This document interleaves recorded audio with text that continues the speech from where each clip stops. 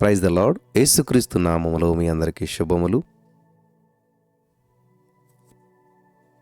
ఈరోజు మనం ధ్యానం చేసుకోబోయేటువంటి వాక్య భాగం సంఘం ఎత్తబడిన తర్వాత జరగనైనటువంటి సంగతులు. మత్తయి సువార్త 24వ అధ్యాయం 3వ వచనం చదివితే, ఆయన ఒలీవల కొండ మీద కూర్చుండి ఉన్నప్పుడు శిష్యులు ఆయన వద్దకు వచ్చి ఏకాంతంగా వచ్చి, ఇవి ఎప్పుడు జరుగును? నీ రాకడకును ఈ యుగ సమాప్తికి నీ సూచనలేవి అని అడుగుతారు యేసుప్రభువు వారిని. స్తోత్రం దేవా, ఈరోజు ఈ యొక్క వాక్యపు వెలుగులో మమ్మల్ని నడిపించి బలపరిచి స్థిరపరిచి విత్తబడుచున్న వాక్యం వ్యర్థం కాకుండా ప్రతి హృదయంలో నాటబడి నూరంతల పంట అనిపించిన కృప చూపించమని యేసు క్రీస్తు నామములో ప్రార్థించిన మేము పొందుకునేనాం తండ్రి, ఆమెన్. జాగ్రత్తగా వినండి ప్రియులారా. జరగనయ్యున్న సంగతులు. మన ప్రియ యేసుక్రీస్తు ప్రభువుల వారు ఈ లోకంలో ఉండగా శిష్యులు యేసుక్రీస్తు ప్రభువు దగ్గరకు వచ్చి ఏకాంతంగా వచ్చి అతి ప్రాముఖ్యమైనటువంటి సంగతుల గురించి అడిగారు. ఈరోజున మనలో చాలామందికి ప్రశ్నలు ఉంటుంటాయి. యేసుక్రీస్తుని గురించినటువంటి వారి యొక్క అవగాహనను బట్టి ఆయన భవిష్యత్ కాలంలో జరగనైన సంగతులు మరియు పరలోక మర్మాలను స్పష్టంగా బయలుపరచునని చెప్పి వారు నమ్మారు. మన ప్రభువు మరుగయ్యన్న మర్మములను బయలుపరిచేటువంటి వాడు. ఆమేన్. అంధకార స్థలములలో మరుగైన ధనమును ఆయన తన బిడ్డలకు ఇచ్చేటువంటి వాడు. జ్ఞానులకును వివేకులకును మరుగు చేసి పసిబాలురకు తన మార్గమును తెలియజేసేవాడు. అందువలన యేసుక్రీస్తు ఏకాంతంగా ఉన్నప్పుడు వచ్చి, ఇవి ఎప్పుడు జరుగును? నీ రాకడకును ఈ యుగ సమాప్తికి సూచనలేంటి అని అడిగారు. ఇవి ఎంతో చక్కటి ప్రశ్నలు. ఇక మీదట జరగనైన సంగతులు ఇవి. యేసుక్రీస్తు ప్రభువు యొక్క రహస్య రాకడ ఎలా ఉంటుంది? ఆయన బహిరంగంగా ఎప్పుడు ఈ భూమి మీదకి దిగి వస్తాడు? యేసుక్రీస్తు ప్రభువు యొక్క విరోధి యాంటీ క్రైస్ట్ పాలన ఎలా ఉంటుంది? రాకడలో విడవబడిన వారు ఎలాగూ యాంటీ క్రైస్ట్ పాలనలో శ్రమను అనుభవించుదురు? 1000 ఏండ్ల పాలన ఎలా ఉంటుంది? తదుపరి క్రొత్త ఆకాశము క్రొత్త భూమి ఎలా ఆవిర్భవిస్తాయి? నూతన యెరూషలేము పరలోకపు యెరూషలేము అనగా ఏంటి? నిత్యత్వం ఎలా ఉంటుంది? పాతాళం అంటే ఏంటి? కటిక చీకటి అంటే ఏంటి? అగ్నిగంధకములతో మండు గుండములో ఎవరెవరు పడద్రోయబడతారు అని భవిష్యత్ కాలానికి సంబంధించినట్టు కొన్ని ప్రశ్నలను మనం కూడా ప్రభు యొద్ద అడిగి తెలుసుకొని కోరుచున్నాం. హల్లెలూయా. ఇటువంటి ప్రశ్నలన్నిటికీ కూడా స్పష్టమైనటువంటి సమాధానం బైబిల్ గ్రంథంలోంచి మనం ధ్యానం చేసుకుంటూ ముందుకు వెళ్తూ ఉండగా మనం వీటిని తెలుసుకోగలుగుతాం. నీ రాకడకును ఈ యుగ సమాప్తికి సూచనలేవి మాతో చెప్పుమని శిష్యులు వదలకుండా పట్టుదలగా అడిగారు. అడిగి తెలుసుకోవాలని చెప్పేసేటువంటి ఆశ వారిలో అంతగా ఉన్నది. ప్రభువా, నీవు మరలా వస్తావా అని వారు అడగలేదు. ఆయన వస్తాడని శిష్యులు రూఢిగా నమ్మేశారు, విశ్వసించారు. యుగ సమాప్తి ఉన్నదా అని వారు అడగలేదు. యుగ సమాప్తి కలదు అని చెప్పి తేట తెల్లగా గ్రహించారు. అయితే అది ఎప్పుడు అనేదే ప్రశ్న. ఈరోజు నీ మాటలు వింటున్న మీలో కూడా చాలామంది యేసుప్రభువు వస్తాడు అనేటువంటిది అందరికీ నమ్మకం, కానీ ఎప్పుడన్నా తెలియదు, ఎలా అన్నది తెలీదు కదా. గమనించాలి ప్రియులారా. నేటి క్రైస్తవులు మనం చూసినట్లయితే ప్రభు వస్తాడనేటువంటి నమ్మకం లేదు ఎవరికైనా. దాని కొరకు ఎదురు చూడటమే లేదు. అసలే యుగ సమాప్తి ఉన్నదనేటువంటి విషయాన్ని వారు గ్రహించడం లేదు. అజ్ఞానాన్ని బట్టి ఆసామసిగా నిర్విచారంగా జీవిస్తూ ఉన్నారు. విచారమే లేకుండా, అసలే ఏ విధమైనటువంటి భయము ఆందోళన లేకుండా హ్యాపీగా జీవిస్తూ ఉన్నారు. యుగ సమాప్తి లేని పక్షంలో ఈ ప్రపంచం నరకంగా మారిపోతుంది. అంతేకాదు, మనుషులే భూమిని తునాతునకలుగా చేస్తారు. కోతి తన చేతికి ఇవ్వబడినటువంటి పూలదండ రేకులను పీకివేసినటువంటి ప్రకారం, వింటున్నారా? కోతికి ఒక పూలదండ ఇచ్చామనుకోండి, అది ఏం చేస్తుంది? ఆ పూలదండ రేకులు ఏవైతే ఉంటాయో అన్నీ పీకేస్తుంది అనమాట.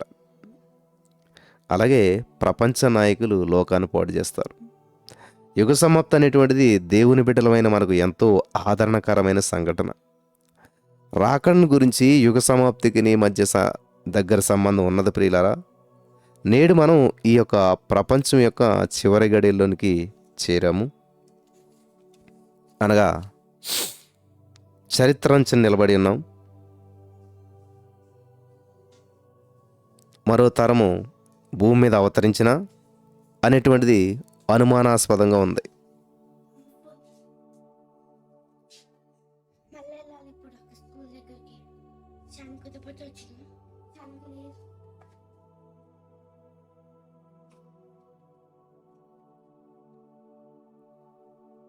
ఒకవేళ క్రైస్తవేతరులను మీరు అడిగినటువంటి ప్రశ్న, ఒకవేళ క్రైస్తవులు కానటువంటి వారిని ఒకవేళ అడిగారనుకోండి, అంతా తారుమారుగా ఉంది, ఇది కలియుగం, త్వరలో కలియుగం సమాప్తమగునని చెప్తూ ఉంటుంటారు కదా. మనం ఒకవేళ ముస్లిం సహోదరులతో మాట్లాడితే వారు కూడా యుగ సమాప్తికి చేరి ఉన్నాం అంటూ ఉంటుంటారు. నా ప్రియమైనటువంటి సహోదరి స్నేహితులారా, యేసుక్రీస్తు ప్రభువు నమ్మినటువంటి మనం ఈ లోకంలో జరిగినటువంటి సమస్తాన్ని తిరిగి చూసినప్పుడు యుగ సమాప్తికి చేరువలో రాకర గడియలో మనం వచ్చి ఉన్నామని చెప్పి మర్చిపోకూడదు. యేసుక్రీస్తు ప్రభువు యొక్క రెండో రాకడ చరిత్రలో జరగనైనటువంటి అతి ప్రాముఖ్యమైనటువంటి సంఘటన. ఈ భూమి ఆకాశంలో సృష్టించబడినటువంటి చరిత్ర ఎంత ప్రాముఖ్యమైనదో, ఆత్మస్వరూపైనటువంటి దేవుడు తన పరలోక మహిమను విడిచి నరునిగా జన్మించిన సంఘటన ఎంత ప్రాముఖ్యమైనదో, అటువంటి ప్రాముఖ్యమైన సంఘటన మధ్యాకాశంలో ప్రభు దిగి వచ్చుట, రహస్య రాకడ, ఈ లోకం యేసుక్రీస్తు మొదటి రాకడను చూసింది ఎంత నిజమో ఆ ప్రకారమైన రెండవ రాకడను కూడా చూడటానికి అంత నిజమని చెప్పి నమ్మాలి. ఎంతో నిశ్చయమది, అది హఠాత్తుగా సంభవించనైనటువంటిది. కాబట్టి నేడు యేసుక్రీస్తు రాకడలో ఆయనను కలుసుకుందును అనేటువంటి కదల్చబడిన నిరీక్షణ గలవారమై మనం దృఢ నిశ్చయముతో మరి ఈ యొక్క వాక్యాన్ని మనం ధ్యానిస్తూ ఉన్నాం. హల్లెలూయా. ఈ వాక్యం వింటున్నట్టు నా ప్రియమైనటువంటి సహోదర స్నేహితులారా, మీరు కూడా ఆయన రాకడలో కొనిపోబడవలననేటువంటిది నా ఆశ. మీరు కూడా అటువంటి నిరీక్షణ కలిగి ముందుకు వెళ్ళాలి ప్రియులారా. హల్లెలూయా. దేవునికి స్తోత్రం కలుగును గాక. మరి ఎవరో కాదు, మనమే కన్నులారా ఆయన చూస్తాం. అంజూరపు కొమ్మ లేతదై చిగురించినప్పుడు వసంతకాలం సమీపంగా ఉన్నదని మనం గ్రహిస్తూ ఉన్నాం. ప్రపంచమంతా చెదరిపోయినటువంటి యూదులు 1948 మే 14 నుంచి స్వదేశానికి తిరిగి వచ్చుట, ఇజ్రాయేలు ఒక దేశంగా అవతరించుట అనేటువంటివి అంజూరపు కొమ్మ చిగురించుట, ఇది బైబిల్ పండితుల యొక్క అభిప్రాయం. కాబట్టి త్వరలోనే యేసుక్రీస్తు రాకడ ఉండును అని స్పష్టంగా మనం గ్రహించాలి. మత్తయి సువార్త 24:33-34 వచనాలు. క్రీస్తు రాకడ దేవుని బిడ్డలమైనటువంటి మనకు ఎంతో ఆనందదాయకం. నా విమోచకుడు సజీవుడని మొదలుపెట్టినటువంటి యోబు, నా చర్మము చీకిపోయిన తర్వాత నేను నా దేవుని చూచెదనని సంతోషంగా చెప్తున్నాడు. యోబు గ్రంథం 19:25-26 వచనాల్లో. మన కొరకు యేసుక్రీస్తు రక్షకునిగా జన్మించుట సంతోషకరం. ఆయన మన కొరకు తన ప్రాణమిచ్చుట ఎంతో ఆనందం. త్వరలో తిరిగి వస్తున్నాడు అనేటువంటిది మరింత సంతోషకరమైన విషయం. మనం ఇంకనూ పాపులమై ఉండగా యేసుక్రీస్తు మనలను జిగటగల ఊబిలో నుంచి, ఆ దొంగ ఊబిలో నుంచి లేవనెత్తాడు. మన పాపాల నుంచి మనలను కడిగి పరిశుద్ధులుగా చేశాడు. లోకము సృష్టించబడినటువంటి దినము నుంచి మానవ కోటికి రక్షకునిగా వచ్చినటువంటి వాడు క్రీస్తు. ఆయన మాత్రమే. ఆయన శిలువ మరణము పునరుత్థానము పాపంలో జీవించిన వారందరికీ కూడా నూతన జీవాన్ని దయచేస్తూ ఉన్నది. అయితే యేసుక్రీస్తు యొక్క రెండవ రాకడ ఆయన పరిశుద్ధులకు మిగిలిన సంతోషం కలుగజేస్తూ ఉన్నది. ఇందుని గురించి అపోస్తలుడైన పేతురు గారు ఏమన్నాడు తెలుసా? చెప్పనా సఖ్యమును మహిమాయుక్తమైనటువంటి సంతోషము అనుట విశేషం. సహోదరి స్నేహితులారా, మనం ఆ ఆనందభాగ్యము వైపు పరిగెత్తుచూ ఉన్నాం. క్రీస్తుని ఎదుర్కొనుటకి మనమంతా కూడా సిద్ధపడుతూ ఉన్నాం. హల్లెలూయా, దేవునికి స్తోత్రం కలుగును గాక. ఈరోజు నీ మాటలు వింటున్న ప్రియమైనటువంటి సహోదరి స్నేహితులారా, 2 పేతురు 3:10 చూసినట్లయితే ప్రపంచము నేడు నాశనం వైపు పరిగెత్తుతుంది, అందులో ఎటువంటి అనుమానం లేదు. అందుకనే బైబిల్ గ్రంథం సెలవిస్తున్న మాట ఏంటి తెలుసా? 2 పేతురు 3:10 అయితే ప్రభు దినము దొంగ వచ్చినట్లు వచ్చును, ఆ దినమున ఆకాశములు మహాధ్వనితో గతించిపోవును, పంచభూతముల మిక్కటమైన వేండ్రంతో లయమైపోవును, భూమియు దాని మీదనున్న కృత్యములు కాలిపోవును.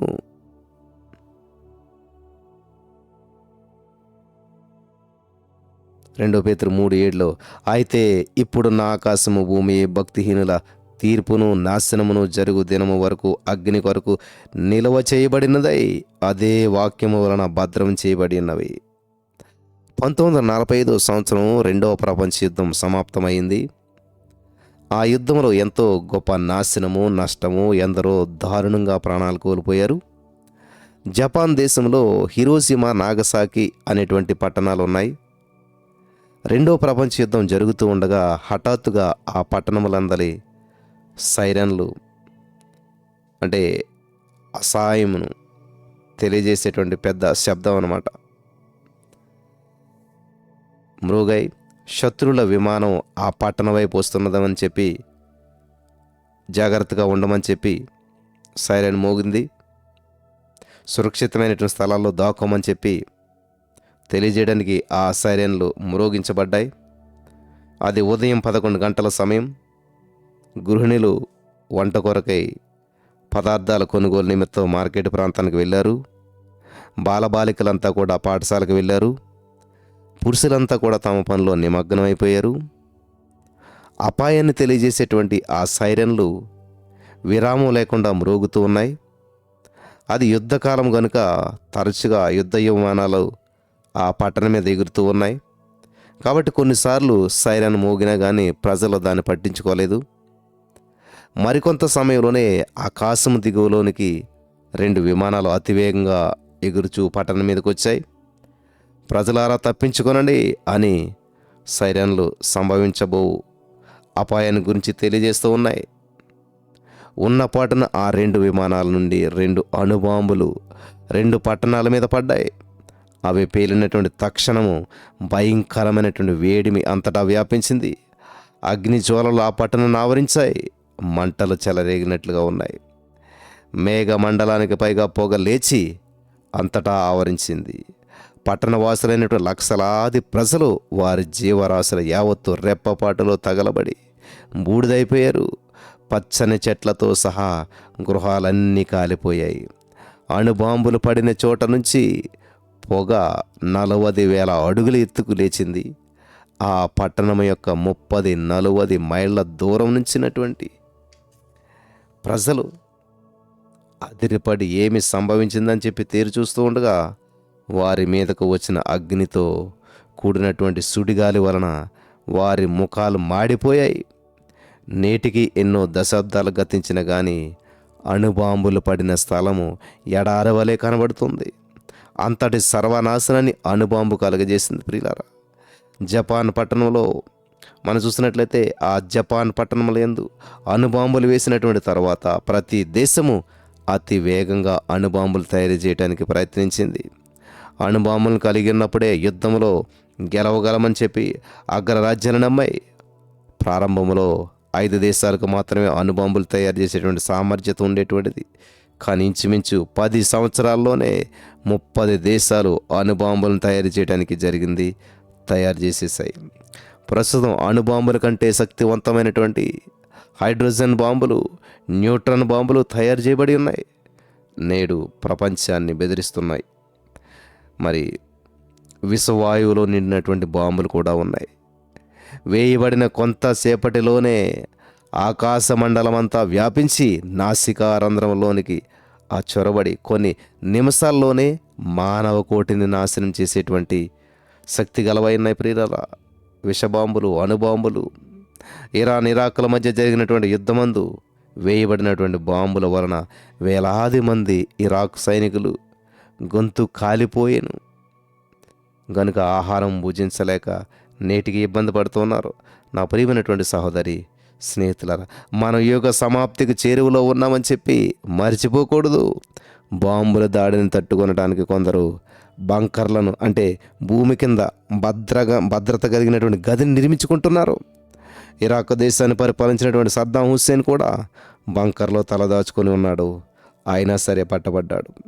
నేటి ఆధునిక ప్రపంచంలో తలదాచుకునేటకు సురక్షితమైనటువంటి స్థలాలు లేనట్లే ఉన్నది. శాస్త్రవేత్తలు కనిపెట్టినటువంటి పరికరాలు రహస్యంగా తలదాచుకున్నటువంటి వారిని సహితం కనిపెట్టగలిగినటువంటి శక్తి గలవైనాయి ప్రియులారా. ఇప్పటి ప్రపంచం వంటి 50,000 ప్రపంచాలు ఉన్నా కానీ వాటన్నిటినీ నాశనం చేయగలిగినటువంటి శక్తి కలిగినటువంటి అణుబాంబులు సిద్ధంగా ఉన్నాయి. ఈ ప్రపంచం అగ్ని కొరకు భద్రంగా ఉన్నదని అపోస్తలుడైన పేతురు గారు చెప్పడం ఎంతో నిజం. అణుబాంబులను తయారు చేయటం సులభమే కానీ పేలుడు సంభవించకుండా సురక్షితంగా ఉంచట కష్టతరం. కొన్ని అగ్రరాజ్యాలు తాము తయారు చేసినటువంటి అణుబాంబులను ధ్రువ ప్రాంతాలకు తీసుకొని వచ్చి దాచిపెట్టి ఉన్నారు. కేవలం అవి తమ దేశముల యందు నాశనం సృష్టించకూడదనేటువంటిది వారి యొక్క ఉద్దేశం. సముద్రం యొక్క అగాధములోను బాంబులను భద్రపరిచి ఉన్నారు. కొన్ని దేశాలు తమ అణుబాంబులను సరిహద్దుల్లోని రాకెట్లు, లాంచర్ల మీద ఎక్కించి ఉన్నారు. యుద్ధ సమయాన ప్రయోగించడం సులభం అనేటువంటిది వారి యొక్క ఆలోచన. అంతేకాదు, ఎటువంటి స్థితిలోనూ తమ దేశంలో పేలుడు సంభవించకూడదని వారు తలస్తూ ఉన్నారు. ప్రియులారా, గమనించాలి, చాలామంది నలుదిశలా సంచరించినందున తెలివి అధికమగును అని క్రీస్తు పూర్వమే బైబిల్ గ్రంథంలో రాయబడింది. దానియేలు 12:4. తెలివితేటలు విస్తరించినటువంటి కాలమందు మనం జీవిస్తూ ఉన్నాం. జగదుత్పత్తి మొదలుకొని నేటి వరకు పెరిగినటువంటి తెలివి కంటే 19-20 శతాబ్దాల తెలివి, అలాగే అభివృద్ధి చాలా ఎక్కువగా ఉంది. నూతనంగా కనిపెట్టబడినటువంటి మానవాళి హృదయాల్లో దిగ్భ్రాంతిని మనం కలుగజేస్తూ ఉన్నాయి. తెలివి విస్తరించడం వలన ఒకవైపు మానవునికి వసతులు పెరిగిన మాట నిజమే. విద్యుత్ శక్తి వలన పరిశ్రమలు అభివృద్ధి చెందాయి. రైలు బండ్లు వేగం పుంజుకొని ఉన్నాయి. విమానాలు లోకం చుట్టూ అనేక సార్లు తిరుగుచున్నాయి. ఇవన్నీ మంచి పనులే. అయితే విజ్ఞానాభివృద్ధి వలన ప్రపంచం నాశనాన్ని సమీపిస్తూ ఉంది. మానవుడి యొక్క విజ్ఞానాన్ని దేశ వినాశనం కొరకు అధికంగా వాడుకుంటూ ఉన్నాడు. తెలివి తారుమారైంది. ఇటువంటి పరిస్థితులలో నీ రాకడకును యుగ సమాప్తికిను సూచనలేవి అనేటువంటి ప్రశ్నలు హృదయంలో పుట్టాల ప్రియులారా. ఆనాడు శిష్యులు మాతో చెప్పుము అని అడిగినటువంటి ప్రకారం మనము కూడా ప్రభును అడుగుదుముగాక. ఆమేన్. కాబట్టి ఈరోజు నా ప్రియులారా, సంఘము ఎత్తబడిన తర్వాత జరగలేనటువంటి సంగతులు మనం నేర్చుకుంటూ ఉన్నాం.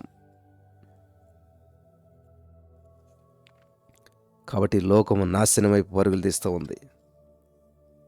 ఈ యొక్క వాక్యం ద్వారా దేవుడు మనం బలపరిచిన గాక. అనేక విషయాలు నేర్చుకోవడానికి కృప చూపించాడు పరిశుద్ధాత్మ దేవుడు. తర్వాత వర్తమానంలో రాకడ సూచనలు మనం ధ్యానించుకుందాం. ఈ మాటల ద్వారా పరిశుద్ధాత్మ దేవుడు మనం బలపరచును గాక. ఆమేన్.